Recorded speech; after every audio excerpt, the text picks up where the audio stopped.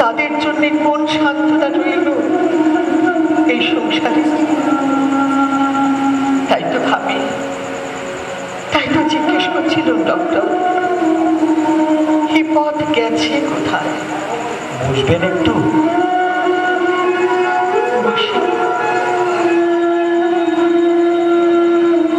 বেশ জায়গাটা না, চারপাশে বড় বড় গাছ, ডালপালার ফাঁক ফোকর দিয়ে শেষ বেলাকার আলো এসে পড়েছে, যেন স্বর্গপুরের কোন বিরহীর বেদনা ঝরে ঝরে গেছে।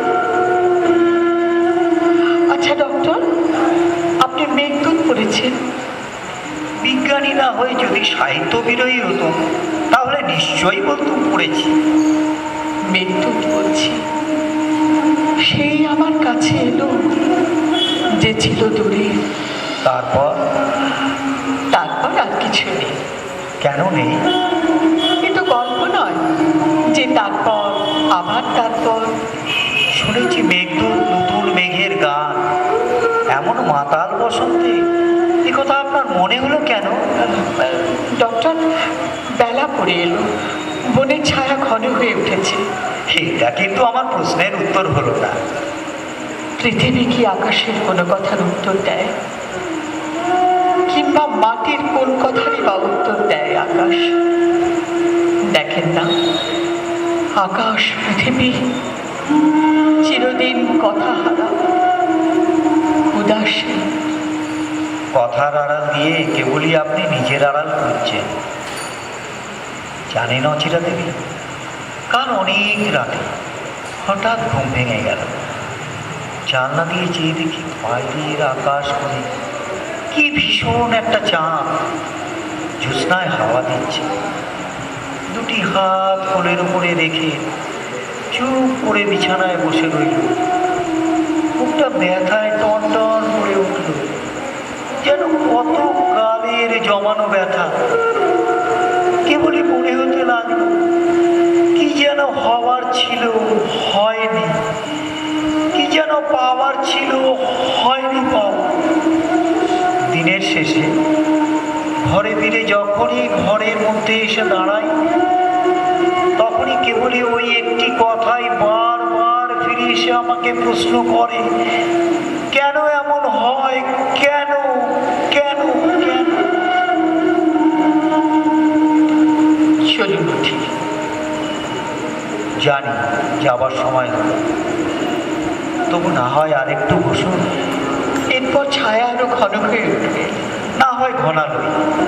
আপনার ভয় কি? আমি তো রয়েছি। দেরি হয়ে যাচ্ছে না? হলোই বা, এই জগতে তার পর কতটুকু ক্ষতি। মনের মাথায় অন্তত চাঁদটাকে উঠতে দিন। ততক্ষণ না হয় আপনি আমাকে একটা কবিতা শোনান, আপনাদের ওই রবি ঠাকুরের কবিতা। কিছু মনে নেই আমার। একটু চেষ্টা করলেই মনে পড়বে। ভুল হয়ে গেলে মাফ করবেন কিন্তু। আপনি সব সময়ই ক্ষমার। তোমারই দিনই সুখ, মুক্তির নৈবেদ্য কেন রাখি, কিছু আর নাই বাকি, নাই কোনো প্রার্থনা, না না না, নাই প্রতি মুহূর্তের দৈন রাশি, নাই অভিমান, নাই দিন কান্না, নাই গর্ব হাসি, নাই কিছু ফিরে দেখা। না না না, শুধু সেই মুক্তির ডালিখানি এ আমি শুনতে চাইনি। হরিয়া দিলাম আমি অচিরা দেবী, আমার মহৎ মৃত্যু আনি।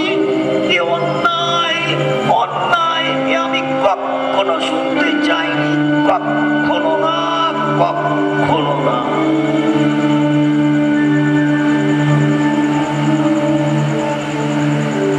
জানেন অচিরা দেবী, বেশ কয়েকদিন আগে মাটির নিচে পাথরকে প্রশ্ন করে বেড়াচ্ছিল।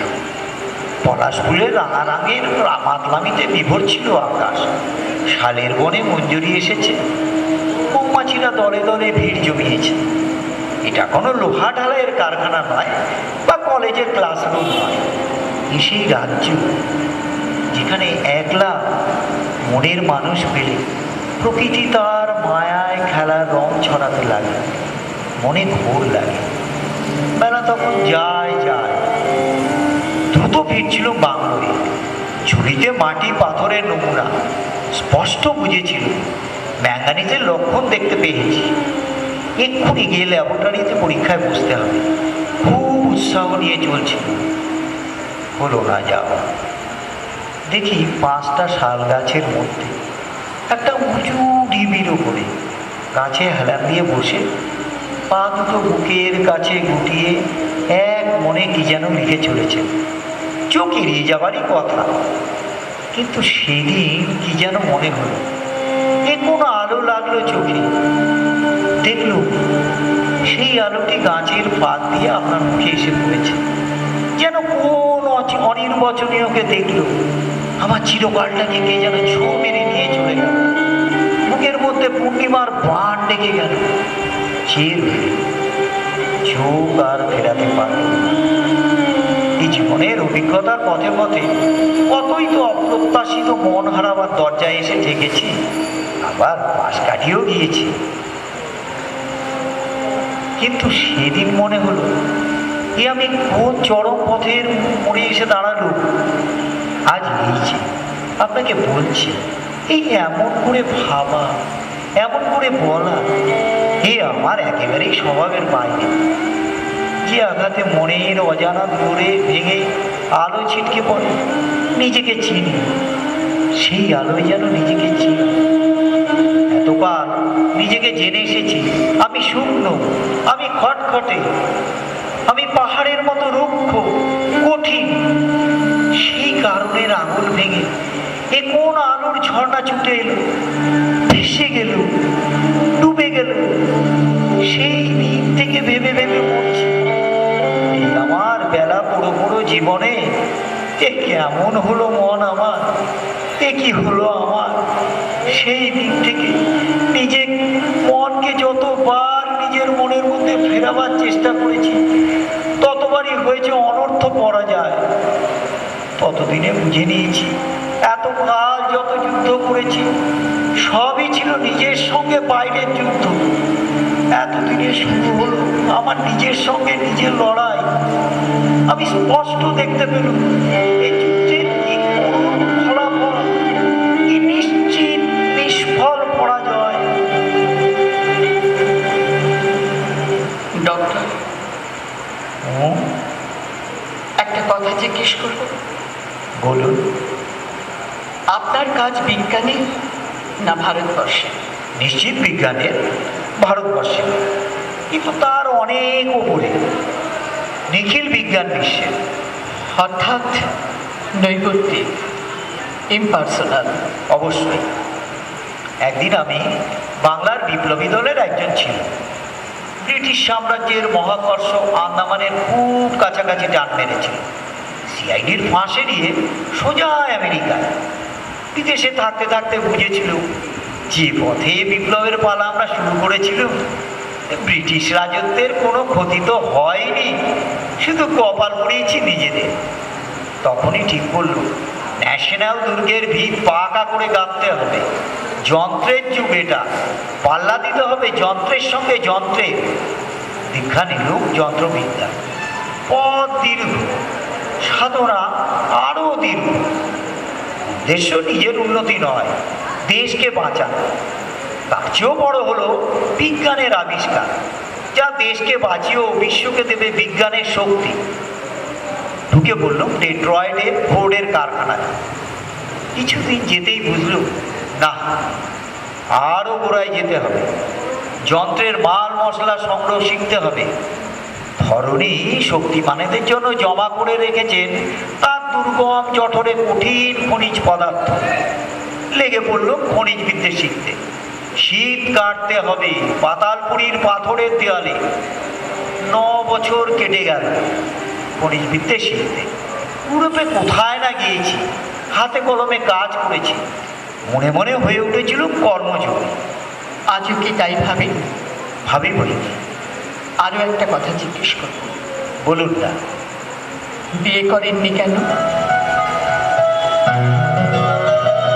আমি চড়াঘাতের মানুষ, বাংলাদেশের ভিজে মাটিতে গড়া যারা, তাদের আমি কেউ নই।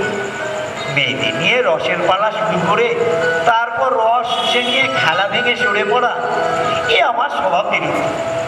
আমি নিশ্চয়ই জানতাম যে জেদ নিয়ে আমার তপস্যায় ডুবে আছি, সাপলুর মতো পা ফসকালে এক চিতে নরকে বলে। আর একটা বিশ্বামিত্র আমি হতে চাই না। আমি নিজেকে পাথরের সিন্ধুকে, তার মধ্যে আমার তপস্যাকে পুড়ে রেখেছি। লক্ষিন্দরের লোহার বাসর ঘরকেও যা লজ্জা দেয়, বিশ্বকর্মারও সাধ্য হয়নি কাল নাগিনী ঢোকার জন্য সিন্ধুকে ছিদ্র রাখে। মেয়েদের ভালোবাসা নিয়ে যারা ছেলে খেলা করে, আমি তাদের ঘৃণা করি। মা বলেছিলেন, বাবা ভালো কাজ পেয়েছ, এবার একটা বিয়ে কর, কবে মরে যাব, ওই মুখ দেখে যেন মরি। আমি বলেছিলাম, মা দুঃখ করো না, বিয়ে করা মানে কাজ মাটি করা। আমি চললুম, যন্ত্রপাতি নিয়ে তাই চলে এসেছি জঙ্গলে। কিন্তু এর মধ্যে কিন্তু এলো কি করে? সেই কথাটি বলবো বলেই বসিয়ে রেখেছি আপনাকে। এতদিন মনটা কৃপণ পাথরের মুঠো ছাড়িয়ে রেডিয়ামের কণা খুঁজে খুঁজে ভেবেছিলাম সেই বুঝে আমার সত্যকারের স্বভাব। কিন্তু তার বুদ্ধির শাসনের মধ্যে যে একটা মস্ত মুড়ো লুকিয়েছিল, তাকে এই প্রথম দেখা গেল। আমি ধরা পড়ে গেলাম। জানেন অচিরা দেবী, মনের একটা মন্ত্র আছে, গাছপালার একটা গোপন চক্রান্ত আছে। পথ ভোলানোই যে তাদের কাজ। আমার ভয় হচ্ছে অচিরা দেবী, আমার ভীষণ ভয় হচ্ছে। মনির মাথায় চাদর দেওয়ার মতো দেরি। আচ্ছা অচিরা দেবী, আর না ডক্টর, খুব দেরি হয়ে গেল। দাদু নিশ্চয়ই ভাবছে।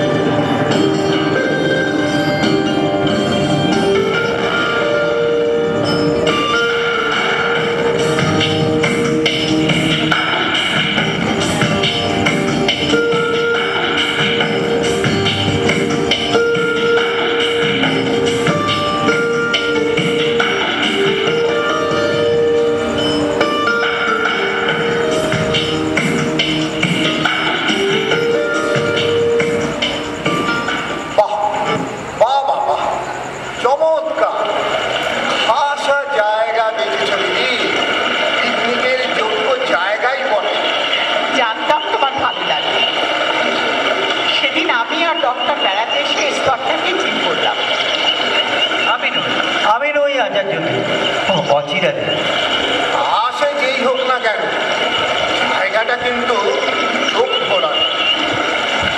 সামনে চর ফেলে দুভাগে ভাগ হয়ে গেছে। ওপারে করছে বালির চর, সকালের আলো মেঘে মুক্তোর মতো ঝকঝক করছে। এপারের চরে সাদা বকের দল চড়ছে, মাঝখানে ঝিকিমিকি নদী। দেখো দেখো দিদি, দিদি শালের বনের ওপারে একটা মন্দির দেখতে পাচ্ছ? ডক্টর, মনে হচ্ছে নাকি স্বর্গ থেকে কে যেন একখানা ছবি ফেলে গেছে? আমাকে জিজ্ঞাসা করছে? হায় রে, মাটি খোঁজানো ডাক্তার আমি। পৃথিবীর গোপন ভাণ্ডারের আমি লুকোনো জিনিসকে আগুনের দিকে ঠেলে দেয়াই আমার কাজ। সকালবেলার মায়া আমি কি বুঝি? বুঝবেন না কেন? নিশ্চয়ই বুঝবেন। ওই যে আপনাদের কোন এক মহাকবি, কি যেন নাম ভুলে গেছি, তিনি নাকি বলেছেন, রসিকের কাছে রসের নিবেদন, বিধি হে ললাটে লিখো না, হে লিখো না। সে কালিদাস যাই বলুন না কেন, কিন্তু কোদাল দিয়ে মাটি খোঁচানো নয়, মন দিয়ে আকাশ অধ্যয়ন। এ তো বিজ্ঞানীদেরই কাজ। আচ্ছা আচ্ছা দিদি, বলো তো, এই তোমাদের রবি ঠাকুর হলে কি বলতেন? নিশ্চয়ই বলতেন, এই ঘাটে বাঁধিব মোর তরণী। দেখেছেন ডক্টর, দিদি যেন একেবারে রবি ঠাকুরের প্রায় আমার মনের কথাটি ঠিক ধরে দিয়েছে। তাহলে তাহলে এখানেই শুরু হোক আমাদের আজকের পিকনিক। জানেন ডক্টর, দিদি আমার কিন্তু কথার কবি, নির্বাক মনের স্তব্ধতায় ঢেউ এনে দেয়। তাহলে দিদি, জয় হোক তোমাদের রবি ঠাকুরের। এখানেই বসুক তাহলে আজকের সকালের চড়ুই ভাতি। ঠিক আছে, তাহলে গাড়ি থেকে জিনিসপত্র নামিয়ে এনে তোমরা বসো, আমি ততক্ষণ স্টোভটা ধরাই। বেশ, চড়ুই ভাতির আদি পর্বের চা আমি 10 মিনিটের মধ্যেই করে ফেলব। বাহ, চলুন ডক্টর, তাহলে জিনিসগুলো নিয়ে আসি।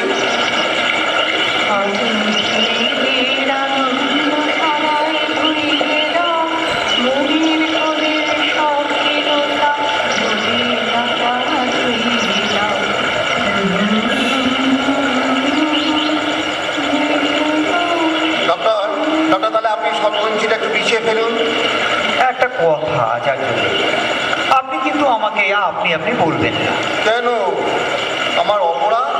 অপরাধ আপনার নয়, লজ্জা আমারই। যতবার আপনি আমাকে আপনি আপনি বলবেন, ততবারই মনে মনে আমি জিভ কাটতে থাকবো, আর আমার আত্মসম্মানে মাথা কাটা যাবে। কেন, আপনাদের বিলেতে তো ওদের কথা আলাদা। কেউ বললে বিশ্বের ছোট বড় কারোর মান যায় না, পড়ে মিছরির একদল। আর তাছাড়া এটা বিলে তো নয়, আর আমরা কেউ সাহেব মেমো নই, এটা ভারতবর্ষ। এখানে তুমি আপনির মধ্যে বিস্তর তফাৎ। ঠিক ঠিক ডক্টর, একেবারে ঠিক। মানব মর্যাদার গভীর থেকে কথাটা তুমি তুলেছ ঠিকই। ভারতবর্ষই তো বলতে পেরেছে, ডাক দিতে পেরেছে বিশ্বের সমস্ত মানুষকে অমৃতের পুত্র বলে। আর কোন দেশ পেরেছে শৃণ্বন্তু বিশ্বে অমৃতস্য পুত্রা? কোথা থেকে উঠেছে এই মন্ত্র? সে তো এই ভারতবর্ষ। আর তাছাড়া আপনি কেমব্রিজ ইউনিভার্সিটির পিএইচডিতে দেখেন। এই জঙ্গলে এই খবর তোমাকে কে দিলে ডক্টর? বানানো খবরের জন্য লোক রাখতে হয় মাইনে দিয়ে, আর যা সত্য তার জন্য খবরের কাগজের এডিটরের দরকার পড়ে না। আপন বড় যে বাতাসি সে কথা বলে আনে। ওহো, আচ্ছা আচ্ছা আচ্ছা। দাদু চা খেতে খেতে কথা বল, কথা বলতে বলতে কথা বলাটাই হবে, চাটাই জল পেয়ে যাবে। শুনলে ডক্টর, এই দিদি কিরকম মিষ্টি করে শাসন করলে। আর ডক্টরের চা? এই তো ডক্টর, আপনার জন্য একটা নতুন নামের বিস্কুট এনেছি। তা কি শুনি দিদি? ঠান্ডাই। আর তাই মানে মজা করে খাওয়া। তোমার ক্রিম কেকারও এনেছি, এই নাও। দাও। আর দিদি, আমার চা? ভয় নেই, আমারটাও আছে। আচ্ছা ডক্টর, কতদিন হলো এই জঙ্গলে? বেশি দিন নয়, কিন্তু আপনিও তো কয়েক মাস আগেই কলেজের অধ্যক্ষতা ছেড়ে একটা কোন বড় বাড়ি ভাড়া নিয়ে নিজের খরচে সারিয়ে সুরিয়ে এসে উঠেছেন। এ খবর জোগাড় করলে কোত্থেকে ডক্টর? হ্যাঁ, এতদিন জেনেছিল পেটে কোদাল দিয়ে মাটি খোঁচানোই তোমার একমাত্র কাজ। আজ দেখছি মাটি নিয়ে মানুষের মনের মধ্যেও কোদাল চালাতে শুরু করেছো। বেশ বেশ বেশ। আর নবীন, তোমার বিয়ে হয়েছে? আগে এখনো হয়। দাদু, ওই এখনই শব্দটি কিন্তু বিপজ্জনক। কন্যাকর্তাদের মনকে সান্ত্বনা দেওয়ার জন্য সত্যি এর কোনো মানে নেই। আচ্ছা ডক্টর, আপনাকে একটা কথা বলবো? নিশ্চয়ই বলবেন। আমাদের দেশে মেয়েদের আপনারা পান সংসারের সঙ্গিনী হিসেবে, তাই না?